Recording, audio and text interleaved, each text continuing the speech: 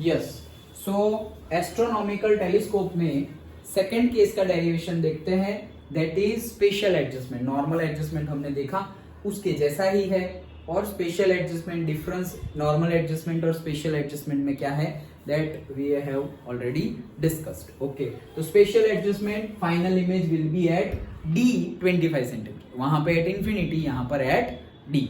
Start करते हैं। तो पहला लेंस ले लिया, दूसरा लेंस ले लिया। जो पहला लेंस है वो ऑब्जर्वर के पास है, ऑब्जेक्ट के पास है, सॉरी। सो वो हो गया हमारा ऑब्जेक्टिव लेंस और ऑब्जर्वर लेंस। और जो दूसरा लेंस है वो हमारी आंखों के पास है, इसीलिए वो हो गया हमारा आई लेंस। ओके, तो LO एंड LE। अब जैसे वहां पर पैरेलली आ रहे थे, वैसे यहाँ पर भी पैरेलली आ रहे हैं। सो अल्फा एंगल पे आए, ऑप्टिकल सेंटर से पास हुए तो वो तो पास हो गया।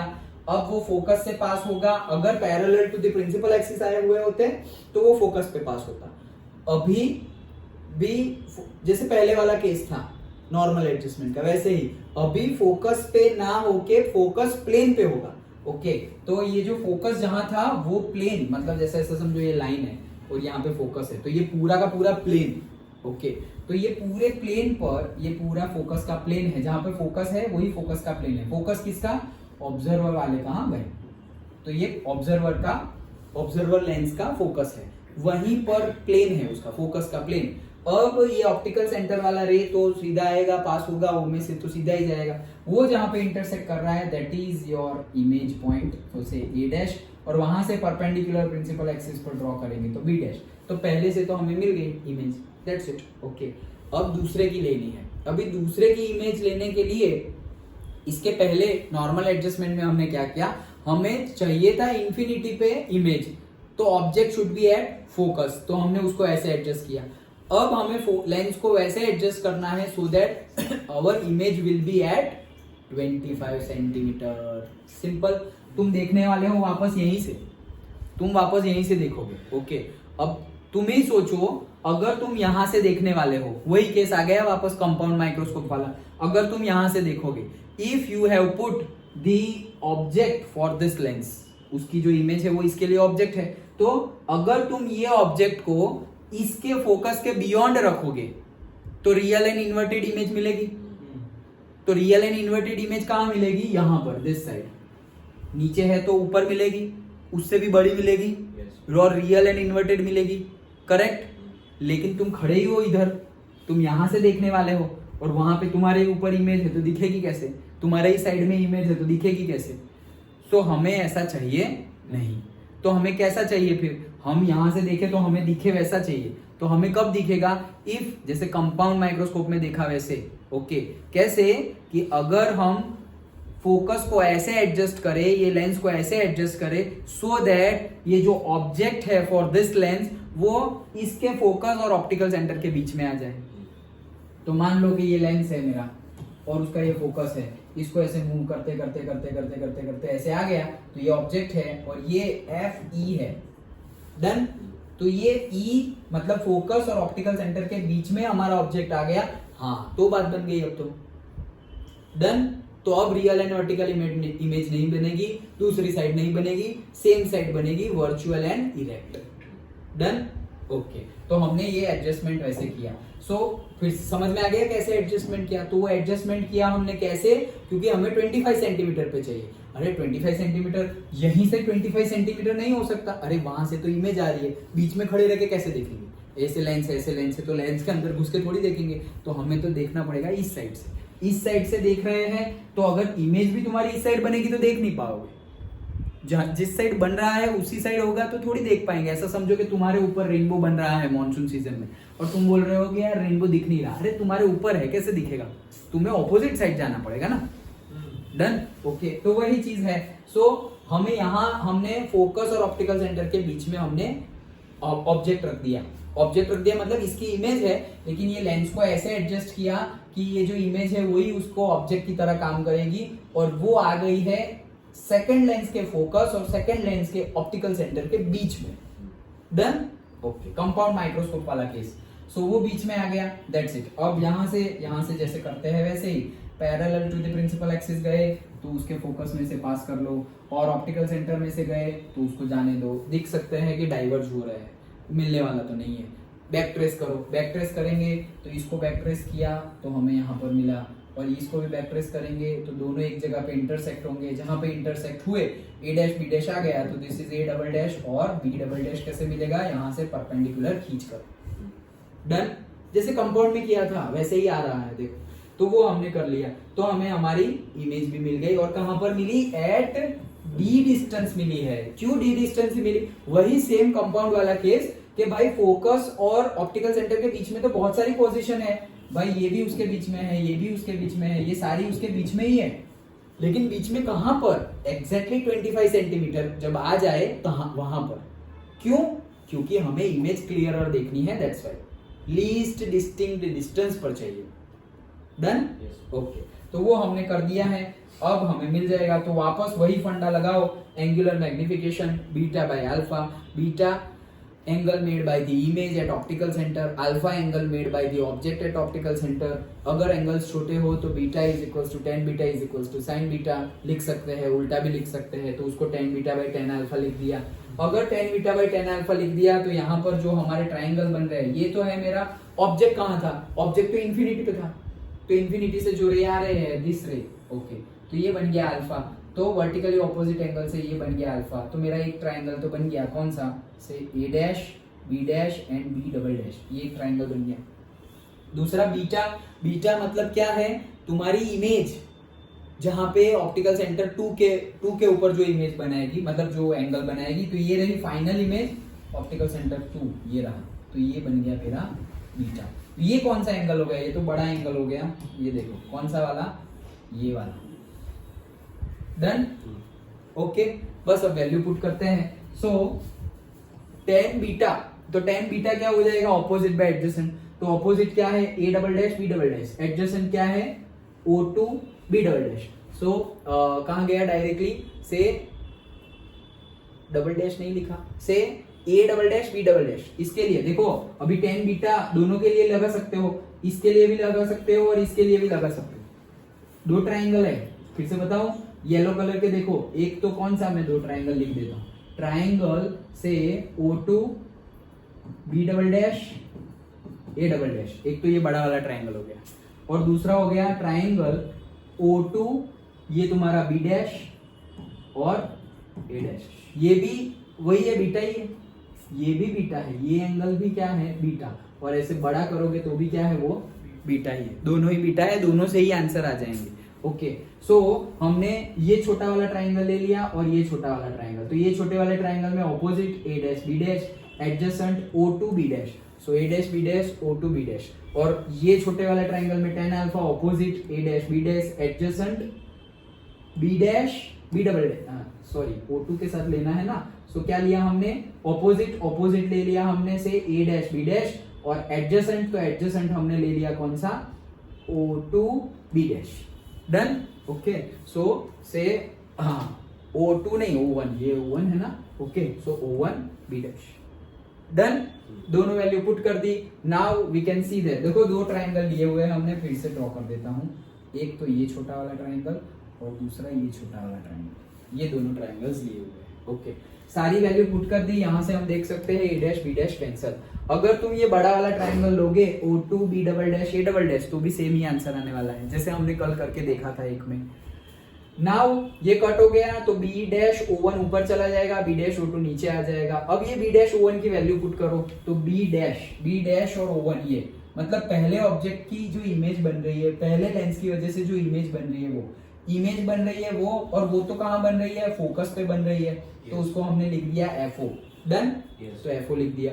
नाउ B डैश O2, तो ये B डैश और ये O2, तो ये B डैश O2, ये क्या है B डैश O2, तो ये तो जो हमारा ऑब्जेक्ट का काम कर रहा है सेकंड लेंस के लिए, तो वो हो गया U।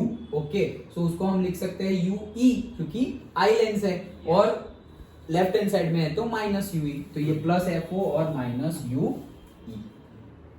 डन, ओके, तो ये हमने लिख दिया। नाउ अब हम सिंप्लीफिकेशन कर रहे हैं, ये हमारा फॉर्मूला तो आ गया है FO by UE, लेकिन हमें मैग्निफिकेशन का फॉर्मूला ये UE VO वो सब में नहीं चाहिए, डायरेक्टली ये लेंस की फोकल लेंथ, ये लेंस की फोकल लेंथ के फॉर्म में चाहिए, इसलिए सिंप्लीफिकेशन है। अदरवाइज सिर्फ मैग्निफिकेशन फाइंड करना हो तो ये तो आ गया तुम्हारा। ओके, तो ये तुम्हारा आ गया FO बाई यूई। अब बाय लेंस फॉर्मूला, देखो लेंस फॉर्मूला लगा रहे हैं हम for the eye lens. I lens के लिए लेंस फॉर्मूला लगाएंगे तो 1/f is equal to 1/v minus 1/u। सबके नीचे ई लगा दो, ई। ओके, लगा दिया।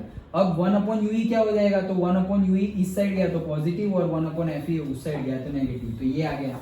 अब 1/fe की वैल्यू क्या है, 1/ue की वैल्यू क्या है, देखो 1/ve। 1/ve, v मतलब क्या है, image of the eye lens. तो image of the eye lens तो यहाँ बन रहा है फाइनल डी पर, और वो लेंस के लेफ्ट हैंड साइड में है तो माइनस आएगा।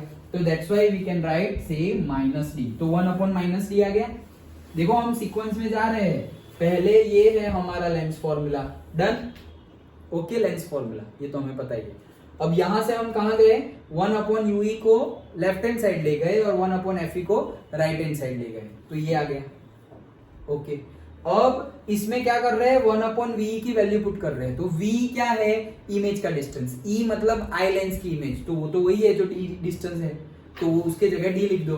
लेकिन वो तो लेफ्ट हैंड साइड में, तो -d, तो 1/-d और 1/-1/fe, ये पूरा आ गया। अब इसमें से माइनस कॉमन ले लिया, तो माइनस कॉमन लिया तो दोनों अंदर क्या हो गए, प्लस। दोनों माइनस थे तो दोनों प्लस हो गए। अब यहां पर हम वैल्यू पुट कर रहे हैं, किस चीज की वैल्यू पुट कर रहे हैं, 1/ue की। देखो यहां से मैं वैल्यू निकाल रहा हूं, देखो फिर ऐसा ना हो कि समझ में ही ना आए कि ये क्या हुआ। यहां तक तो समझ में आ गया। अब यहां से मैं 1/ue की वैल्यू निकाल रहा हूं, तो देखो ये माइनस यहां चला जाएगा तो ये हो गया -m, और ये FO इधर आ गया तो ये हो गया FO। तो ये क्या बन गया, 1/ue बन गया।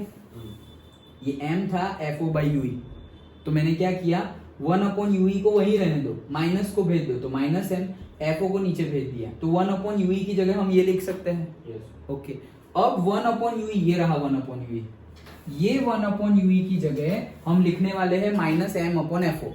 ओके, 1/ue की जगह -m/FO लिखने वाले, तो ये लिख दिया मैंने -FO। वो FO इधर चला गया और वहां माइनस भी उधर चला गया, तो माइनस और FO दोनों उधर चले गए, यहाँ पे m आ गया, बाकी जो था वो वैसा का वैसा ही है। डन। ओके, अब नेक्स्ट, अब देखो यहां से ये कहां है, कैसे आया है, ये पूरे टर्म में से 1/fe कॉमन लिया हुआ है। क्या कॉमन लिया है, 1/fe।